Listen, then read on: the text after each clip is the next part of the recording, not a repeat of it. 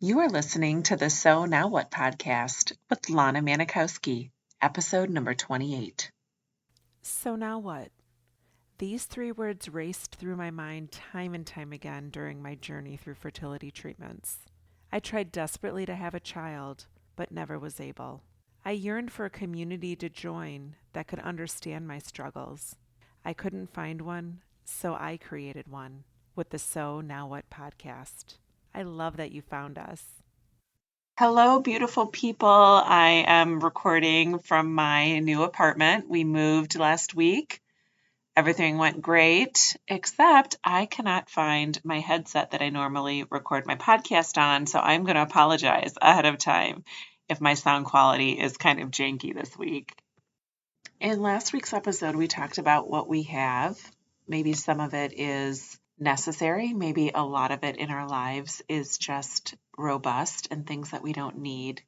We talked about how it feels to let go of things that you don't need and why we hang on to things out of a sense of comfort. So that was really well received. I'm so glad of all the feedback I've gotten from people that going through and thinking about what things you have that are serving you and what things you're holding on to in your life that maybe are holding you back from moving into the next chapter. So I thought it would be interesting this week to talk to you about saying goodbye. Sometimes we say goodbye to things that we're not prepared to say goodbye to. Sometimes we're doing it deliberately, and sometimes we just really don't take time to process how to say goodbye. And I honestly don't know that there's an actual right or wrong way to say goodbye, but thought this week I would share some opportunities for you to think about how to say goodbye to things in your life. And let's start from deciding that we can do it from a sense of gratitude. Many of us, when things change in our lives, circumstances change, we have these beliefs that it's got to be an uncomfortable or scary or daunting move that we're experiencing in our lives.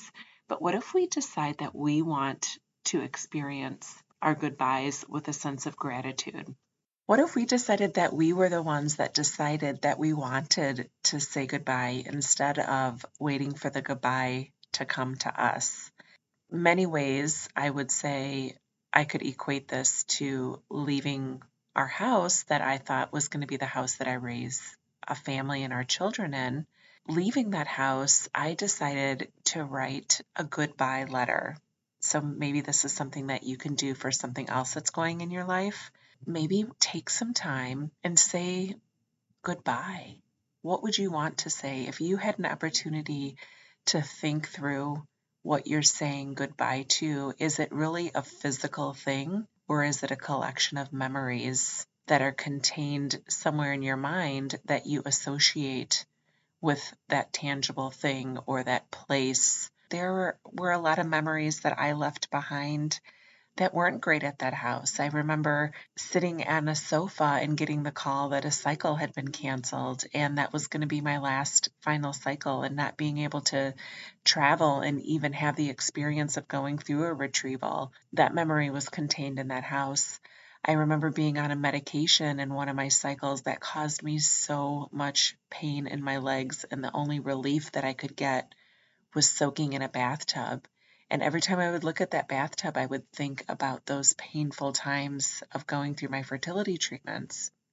So that's where I got the idea before we moved out of our house that I would go through and I would write a letter to my house and recount all of the things, whether they were in air quotes good or bad or negative or positive, and I would just go through and I would recognize all of the growth, all of the experience, the heartache, the love that I felt in that house, and realized that it wasn't the four walls that was providing me those feelings. It was my mind and the feelings and the thoughts and the beliefs that I took away from those experiences that I had while living in that house. So it was a very powerful thing for me to do, and I thought it would be a great thing to come and offer you some ideas of ways to get thought starters going and implement opportunities to maybe say goodbye to some things in your life that you're ready to move on from, but possibly it's a little challenging for you to take that next step. One thing that I worked really hard on was finding happiness before leaving our house. And that could be anything in your life too, whether it's a job, a relationship, your IVF treatment. Are you able to be at peace with the decision that you're going to make to leave something or cease something and not be at a point where you feel like it was taken from you, but to cognitively be at peace and be confident in the decision you're making to move on from something or to leave something? I'd say a lot of us feel that we really have to be unhappy in order to leave something. A big question that I get from my clients is, how do you know if you're leaving something because you are unhappy? And the main thing that I've recognized is that when you feel like there's a sense of urgency or a sense of rush to escape something or to leave it, that usually means that you're not fully at peace or happy with your decision to move on from something. So if you can leave something slowly with love and communication and nurturing, then I think you're at a point where you're ready to leave something from a sense of love and happiness. So one of the greatest examples I could give you is choosing to discontinue IVF or fertility treatments. That's a huge thing that I find many of us lack peace with ourselves, that we've chosen to leave that part of our journey. And it's not just leaving that journey, it's like truly deciding that you're not going to pursue having children anymore. Maybe it's choosing not to get an egg donor, choosing not to go through an adoption process. And I think so many of us feel that we need to justify our reasons why the adoption wasn't the right answer for us, or why choosing an egg donor wasn't something that we chose to move forward with. And I think it's so important that we take an opportunity to recognize why that decision was not right for us instead of worrying about what others are going to think of us because we did not take all the options that were available to us. Is it possible for you to leave or make a decision to leave something out of a sense of love for yourself? Do you know yourself well enough to know that this is the right decision for you and not worry about what other people are going to think or whether you're disappointing others because you're choosing to make a decision to leave something or to stop something?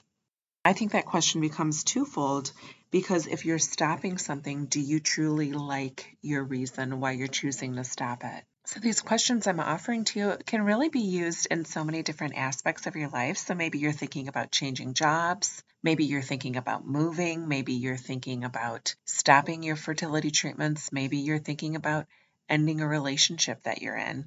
And so many of us wait until we get to a point that we feel like we don't have any other option but to leave something. But if we can start looking at things in our lives that come up and cognitively make the decision to leave something or change something in our lives because it's something that we've truly thought about and given a lot of love and nurturing for ourselves, in order for us to get ourselves to a point that we want to continue to have forward growth in our life.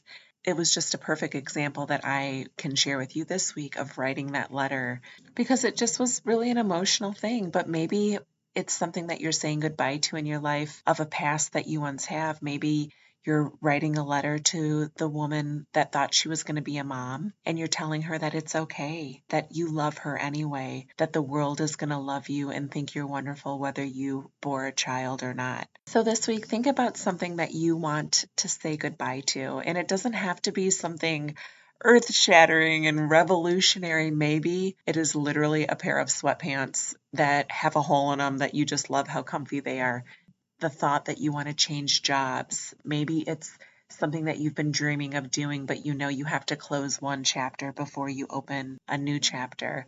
So think about what it might be that you want to say goodbye to in your life. And let's start thinking about how we can create a plan that doesn't feel rushed, that you can truly feel love and gratitude and a sense of hope for what is coming next, that it feels good for you to say goodbye to that thing. So I want you to think about that this week, and please DM me, let me know what you came up with. And while I'm talking about DMs, I just want to say how overwhelmed and happy I am when I get messages from all of you, and I know you ladies know who I'm talking to if you're listening right now, who've reached out these past couple weeks with ideas for podcasts, with feedback on how this podcast has helped you form a new way of thinking about living your life with infertility or living your life without children. So I just want to say thank you so much, and please continue to reach out and let me know what resonates with you, what you want to hear about, what you want to talk about. And I promise you that what you have to say is so meaningful to others. And all it takes is one person to start telling their story for others to know that they can feel a sense of relief that they're not alone in this journey. So, speaking of telling our story, I am beyond thrilled that I was featured in a magazine that just hit the newsstands today.